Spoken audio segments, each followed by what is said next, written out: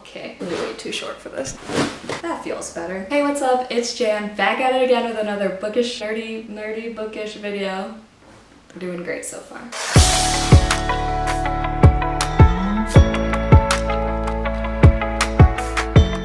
We're doing my June wrap up. It's July 15th.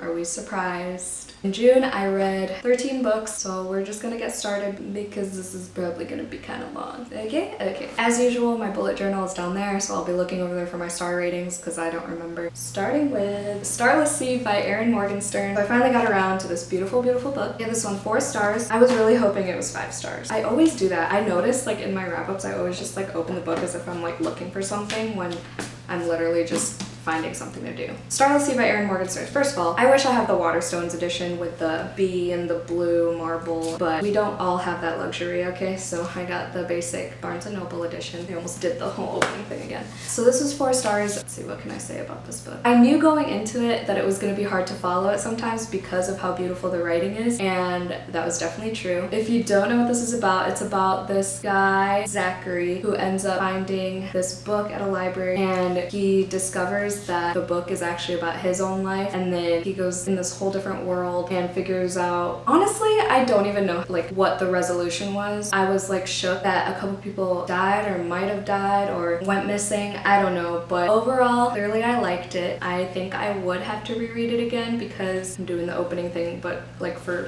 a reason this time. Because I did highlight a bunch of stuff and the chapters were pretty short, so for how thick of a book it is, it was a pretty quick read. So I wouldn't mind reading again and hopefully understanding more of what happened because I was confused half the time. But I loved the writing. That's what made it a 4 star as opposed to 3 stars for me. There's that. I mean, I'm sure you've heard about this book everywhere. I still want to read The Night Circus though by Erin Morgenstern. I heard that's good too. Maybe I'll actually understand that one more. But yeah, her writing is beautiful. It's so poetic and whimsical. Sometimes it goes over my head, but it's still beautiful, so I still highlight it because I love how it sounds, like how the words sound put together. So yeah, that's extremely long for this book. I'm sorry. Okay. Second book I read was through Libby as an audiobook. It's Dear Martin by Nick Stone. I gave that one 5 stars. I read it around when all the riots were going on, so it hit harder. I really enjoyed the story. It pissed me off sometimes because of, like, I know what the author was doing, obviously, with including all the insults and the ignorant bigotry that his white friends were saying, and so what the author did was definitely effective because it pissed me off. It's the feels in a lot of ways, so I would definitely recommend Dear Martin, and I definitely will pick up Dear Justice soon. I'm not sure if it's out yet. Is it out yet? I don't know.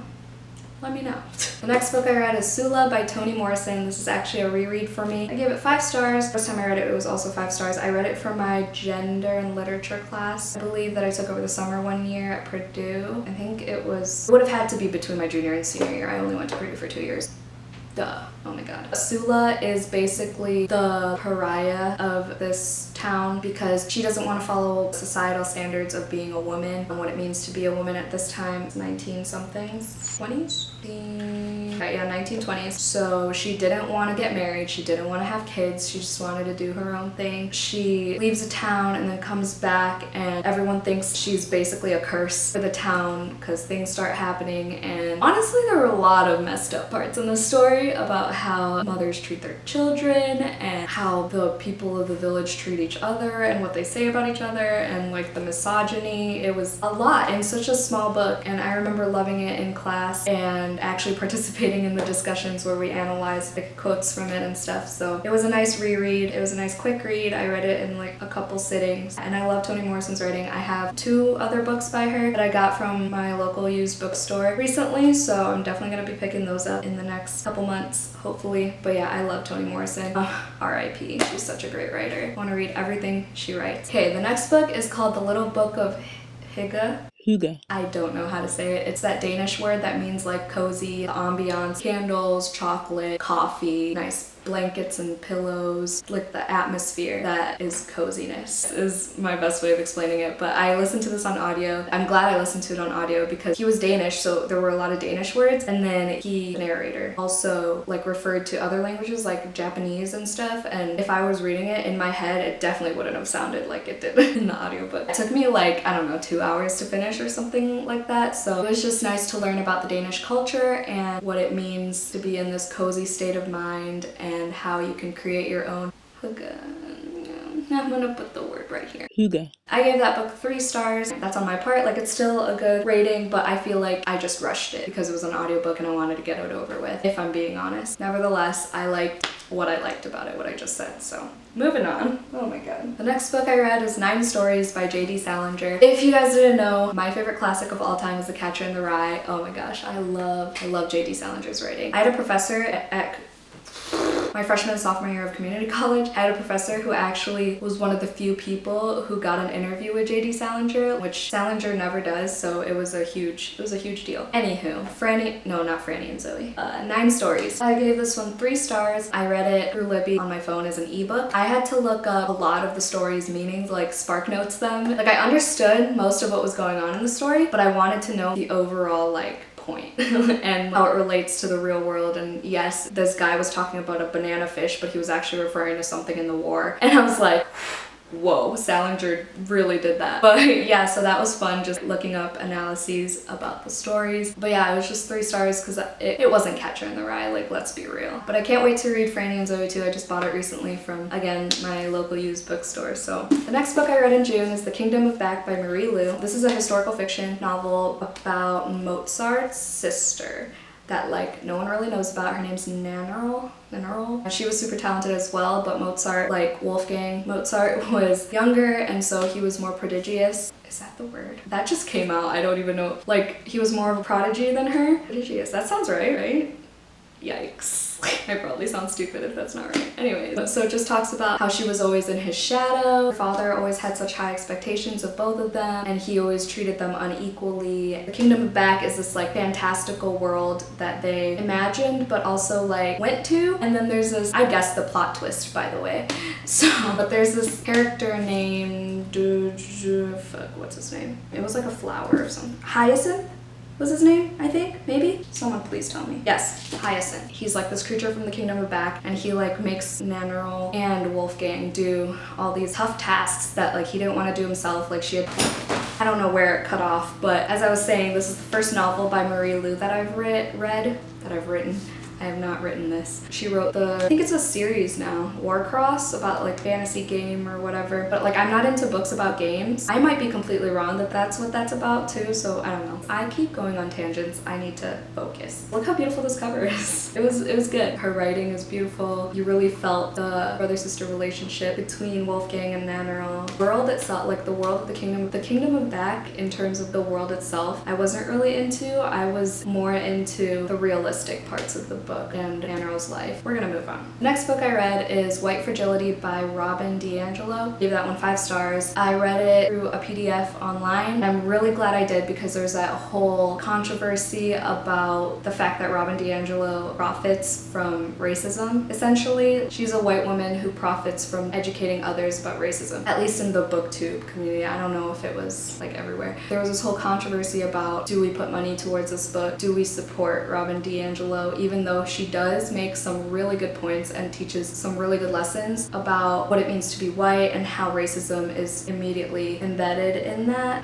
I don't want to say anything incorrectly because, you know me, I just, like, word vomit at all times. The point was, I'm glad I read it as an online PDF and didn't physically buy the book because I don't know where I stand in that debate. I don't know. It's a tough one. So either way, I'm glad I just read it as a PDF because I got the information, didn't put money towards that. I definitely learned a lot. I recommend it to everyone. Even though I'm not white, it made me think a lot of how I act or how I think and what I say and how I perceive things and all that. So it's a good read. The next book I read is Paris for One and Other Stories by Jojo Moyes. I listened to this on audio. I gave this one 3 stars. I enjoyed the first story and a couple of the stories towards the end, especially this one about, like, a burglary, and then she was, like, seducing the burglar, and then she ended up, I'm not gonna spoil it, but yeah, that one, and then this other one about a Christmas coat. That one was good too. A lot of the other ones in between, I was just like, I am bored. I'm not interested in this story whatsoever. I don't care about the characters. I just want the story to be over. Thank you, next. You know? So that's how I feel about that. That's why it was 3 stars. I just wanted a quick, like, light, fluffy romance to listen to while I was driving home to Illinois, I think is when I read that, or driving back. I don't remember, but either way, it did what I wanted to for me, so.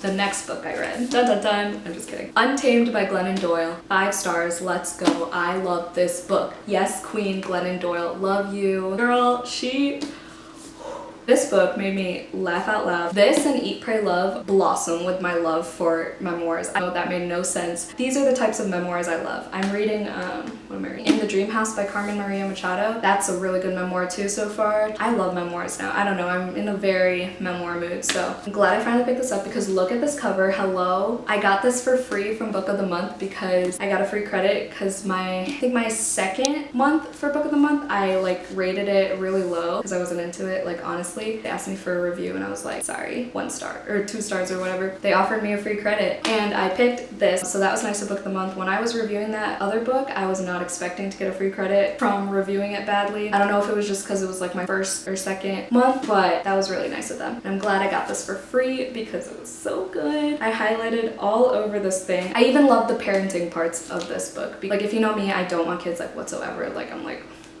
no. So I usually skim a lot through the parenting parts, or if I do read them, I'm like really uncomfortable and I don't care, you know? But Glennon Doyle and the way she parents her children in such a feminist way, like she teaches them to be feminists from like the womb. And it was so great because I think it was her oldest daughter was so spunky and so sassy, like her responses and her like way of thinking were just so funny. I love this book. It's about letting go and finding your wild again as a woman in the society and not letting anyone stop you from being who you are and remembering to let loose every once in a while and disrupting your comfort zone, which is my blog, shameless plug. Love this, would recommend to everyone. The next book I read is A Very Large Expanse of Sea by Tahira Mafi. I gave this one 4 stars. I listened to it on audio. I've been seeing it at Barnes & Noble for like years and I never picked it up, but then I saw it I guess in the available audiobook section and I was just like, oh sick.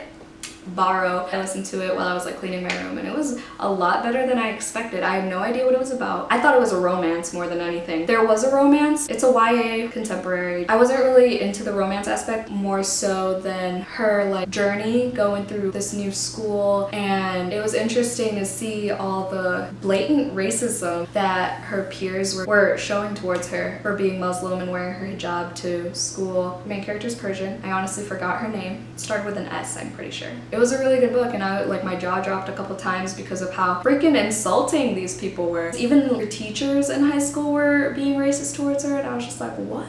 Anyways, it was a good read. It was only 4 stars as opposed to 5 because yeah, YA romances just don't cut it for me anymore. I never thought I'd say that, but I'm 23 and like high school romances are just like, some of them are still like they hit the feels, but like I could relate, but also this is cheesy as hell, you know? I digress. The next book I read was a huge surprise. It's probably my biggest surprise of 2020. The Last Flight by Julie Clark, another Book of the Month book. This book is what got me into thrillers. I'm in a memoir mood and I'm in a thriller mood lately and I love this book. 5 stars. So it's about these 2 women who just want to escape their life and start new, start fresh. I don't want to give anything away. There's a bunch of twists. Essentially, this first woman, what's her name? Claire, is this huge politician's wife and she's always just, you know, the politician's wife. But she wants to be her own person and plus he's like abusive, very abusive actually. So she just wants to escape and she's been planning it for months. Something happens and then she's like, crap. Like she got a fake ID and everything, but then plans changed and her husband changed her ticket, her itinerary and everything to Cuba. I think, was it Puerto Rico? Puerto Rico, instead of where she was gonna escape to in Denver, or was it Canada? I don't remember. My camera keeps cutting off, but essentially, in comes Ava at the airport. This other woman who's also trying to change her life because of reasons you'll find out later in the book. So basically, she messed up her life. Like, when I say messed up, she messed up. So she wanted to get rid of everything back from where she came from. So she switched with Claire. She like manipulated her into switching tickets with her because she overheard Claire's phone call with her assistant or whatever and they switched tickets and it is a whirlwind. I love this book so much. I think this is her debut novel too. Would recommend. It was the June Book of the Month that I chose and I'm so glad I chose it. Holy crap. It went by so fast. So it touches upon different timelines and it was done so well. The whole switching back and forth, like I wasn't confused at all. I was very, very shook by the end. I did not guess any of the twists, I don't think. 5 out of 5. Would recommend. Please read this book if you love thrillers especially. The next book, that was the biggest surprise of the year. This is my biggest disappointment of the year. Let's just do the mid-year book freakout tag because this is basically what's happening. Biggest disappointment of the year, Today Will Be Different by Maria Semple. 1 star. So I bought this book because Maria Semple is the author of Where'd You Go, Bernadette, and I love the movie. I've yet to read the book. I'm gonna read it for the reading rush, so stay tuned for that. This was in the like book annex section of Barnes & Noble, and so it was $6. I was expecting it to be like kind of similar to Eleanor Oliphant, or at least similar to the movie Where'd You Go, Bernadette, where it's like this lady with mental health issues and she finds herself basically, and she's like in a shitty marriage and she's trying to figure things out. I was just confused throughout the entire thing, let me tell you. I'd be in a paragraph and then I'd be confused, and then I'd get my shit together and be like, okay, I understand now. But then they start talking about something else and I'm like, I was expecting a quirky, kind of humorous, but also semi-serious in terms of like dealing with mental health and stuff type of book, you know, like Eleanor Oliphant is completely fine. Love that book. That's what I was expecting. That's not what I got. I was so mad. I just wanted it to be over throughout the whole thing. But yeah, her name's Eleanor too, so I was like, oh, perfect. This is definitely what's happening. Again, biggest disappointment. Yes, she's in a shitty marriage. She's also an illustrator, and she has a kid named Timby. Not Timmy, Timby with a B. He is like super young. He's in like 3rd grade or younger. I don't even know, but he talks like an adult to his mom, and I was just like, what is going on? Just extremely confused throughout this whole book. I would not recommend this book. Do not read this book. Put your money towards something else. It sucks because I read this book while I was in Atlanta with Xavier, so I wanted that trip to be associated with a good book, but like, hate that. The last book I read is Let Me Hear a Rhyme by Tiffany D. Jackson. I listened to this on audio on the way to Atlanta. Gave it 4 stars. So it's set in the 90s and it's about Brooklyn hip-hop rap music era. Okay, so there's this guy, I forgot his name, but he got murdered by someone, and his sister and his friends find his lyrics and his songs that haven't been produced, and then so as a tribute they produce these songs, getting his music to a record company, pretending he was still alive. They have to figure out how to do so and get away with it even though he's dead. They're using the money that they got from the songs for a detective to figure out who killed him and why they killed him. And it was a whirlwind, okay? A shit show at times. But yeah, it was a good read. I liked hearing it on audio because like the rap parts, someone was actually rapping it as opposed to me just reading it in like, you know, monotone in my head. That's that. So those are all the books I read in June. Stay tuned for my Reading Rush vlogs. I will be vlogging every day. Hopefully I upload every day. I have a lot of content I'm planning out right now. If you haven't noticed, lately I've been trying to do one bookish video and one like lifestyle video, and I'm moving in like 2 weeks, so I'm gonna have a little mini series of that. So just stay tuned. Please, I work really hard on my videos. So subscribe if you haven't already. Thank you so much for watching. Hope you have a great day. Stay safe and stay positive always, and I'll see you guys later. Bye!